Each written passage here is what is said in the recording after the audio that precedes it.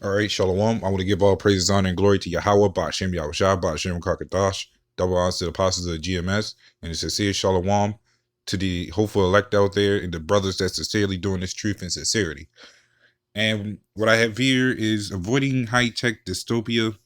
EU privacy watchdogs demand total ban on facial recognition in public, and that may even only be temporary because even as you will see in the clip, I would think at the end of it, that ban may even be temporary, or they might just say, "Screw what y'all think. We're gonna keep forward with this." And this is not only just going to happen there, but that facial recognition is going to happen everywhere, especially here in America, where everybody's going to feel like they're being watched left and right, or you're going to have a lot of people that's going to agree with that facial recognition that should happen. And this is one of the most confusing area in all of the world. So I'm gonna go ahead and play the clip real quick. The EU's privacy watchdogs have teamed up to call to ban all use of facial recognition or other automated methods of distinguishing human features in public. Take into account the extremely high risks posed by remote biometric identification of individuals in publicly accessible spaces. The European Data Protection Board and the European Data Protection Supervisor call for a general ban on any use of AI for automated recognition of human features in publicly accessible spaces, such as recognition of faces, gait, fingerprints, DNA, voice, keystrokes, and other biometric or behavioral signals in any context. Well, they claim these technologies violate fundamental rights and freedoms. The statement joins growing EU grassroots bids to block them, including a Reclaim Your Face petition that's already got more than 55,000 signatories. And Britain's Information Commissioner has recently voiced her own warning. I am deeply concerned about the potential for live facial recognition technology to be used inappropriately, excessively, or even recklessly. When sensitive personal data is collected on a mass scale without people's knowledge, choice, or control, the impacts could be significant. Andrew Farmer discussed So this is Matthew 24:6, and I'm going to play the rest of the clip as well. It says, "And ye shall hear of wars and rumors of wars. See that ye be not troubled, for all these things must come to pass. But the end is not yet." So them wars, the wars and rumors of wars, is just not the actual war, but there are the things that comes with the digression of keeping people low, and that is a war, especially since Esau is attacking us. That's a war in itself. We're having a spiritual war that Esau's fundamentally it carnally and spiritually, really, but he's trying to keep tabs on everybody. He's going to other countries, using other countries as guinea pigs before he implements it here. And he has his hand to everything and anything. And the world is his chess piece given through the power of the Most High for the very moment. But the world is his experiment.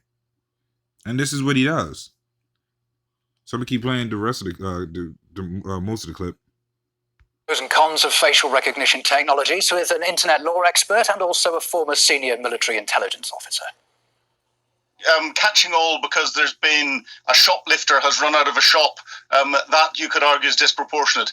If you're capturing all for a period of time because there's a terrorist that's running around that's saying he's got a bomb and is going to blow it up and kill hundreds of people, then for that period of time it could be proportionate for you to capture that information, run it through databases that you've got, and try and identify the individual because you're saving lives. So it's a very careful balance that has to be looked at, and you have to have that flexibility in the way law enforcement uses it.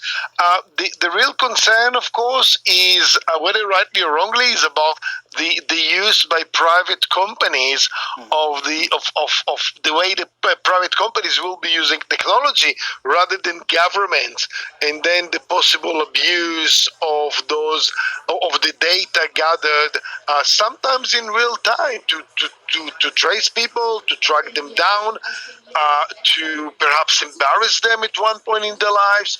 So the proposals aren't necessarily being introduced to protect us from government surveillance, but perhaps from having been intruded by commercial organizations. But the definition of publicly accessible locations doesn't cover most private companies. In the UK, inside some of the big shopping centre areas, it doesn't count as a publicly accessible space, or inside shops. And that's where some of this AI-enabled facial recognition technology is potentially being used. If you have artificial intelligence assessing you all the time, you're guilty because the machine says you're guilty.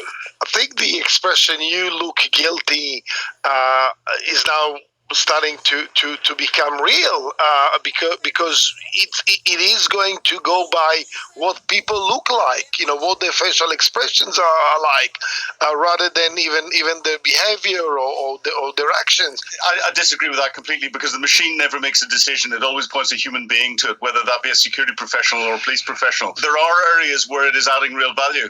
For example, looking at behavioral analysis, where the computer is just monitoring the movement of people around. It's been able to identify in a lot of railway stations individuals who, from examining how people commit suicide in front of trains, it's alarmed people to say, you need to have a look at this individual because they're exhibiting those traits, and that's saving lives. So it's looking at that necessity and that proportionality the whole way through in every single use case. And the rules, unfortunately, haven't caught up with what the technology can do. And therefore, it's making sure that those that make the decisions are applying ensuring that they're looking after people's freedoms as they're making the decisions as to whether something should be used. Now you have one that's fighting against it, and then one that's all for it. This is Psalms 55:21. It says, "The words of his mouth were smoother than butter, but war was in his heart." So yes, he'll play that, and it for this society it does make sense. Like, okay, yeah, we need these to help prevent these sort of things from happening. But the problem with that is, it's just a camera. People commit suicide on cameras all the time. A camera ain't there to stop someone from having these things happen, because it takes an actual person to stop someone. Or he'll come up with the fact that, oh, someone's trying to commit, or is trying to use a burglary. Well, Esau already has the technology from the satellite to know who's doing what. So if he really even cared, none of these things would be happening in the first place. See, the problem with this is, you can have all the cameras you want. This is still a place of dystopia, because there's no utopia here. Everybody thinks that this is some great place where you could do all the things you want and be what you want, even going into the UK to Russia or any of these other places. Problem is, people still dying on a high alarm. People's depressed on a high alarm. How you struggle on a daily basis just from average life. Because you gotta pay bills, you gotta do all these, you gotta do your everyday life. And if you ain't making it well, I mean, for the people that's really struggling to even survive in life, this place is very much a dystopia. I mean, we understand throughout all of history, you had the lower class, the middle class, or just really the lower class and the upper class, which is rich class. Of course, you always had the poor, but everybody's living in a condition where it's hard to keep up with anybody. So in reality, it's always been a a lower class and a higher class. You could say, you probably argue that was a middle class. Even if there was, it's not a thing no more. So people's either strung out on drugs, killing themselves, trying to struggle to survive, and a whole list of things. Or they can't keep up with the cost of living. So no matter what happens, you could say, "Oh, this camera caught this fight on camera." Okay, so so if the person kills him, then what? You can't bring back the person that died. But we all know what Esau's technology is really for. It's to watch and surveillance the ones that come against him. Esau could care less about what goes on in the daily life of an actual citizen. They could go kill and loot each other all they want. Esau doesn't care, even though he will try to keep a balance on how much that happens. But the truth is his real target, his real threat. This is just saying that, oh, this is what we really need it for, this and that. But we got brothers in the UK. We got brothers everywhere. So we know what Esau's doing.